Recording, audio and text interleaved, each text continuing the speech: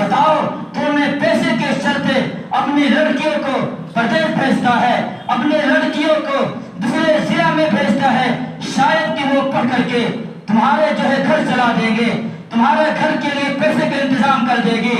انہیں یہ تعلیم کس نے دیا ہے؟ یہ پیغام کس نے دیا ہے؟ عورت ہے عورت، عورت کو پروردگار عالم نے عزت کی چیز بنائی ہے۔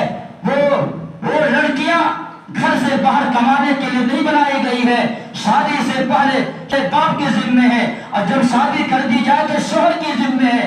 اس کے ذمے کمانا تو شریعت نے رکھا ہی نہیں ہے، لیکن انہیں کیا ہو گیا ہے؟ کون انہیں بتائے گا؟ کون انہیں سمجھائے گا؟ عقل خراب ہو گئی ہے، عقل جو ہے ماتم کر رہی ہے۔ کہاں زندگی بسر کر رہے ہیں؟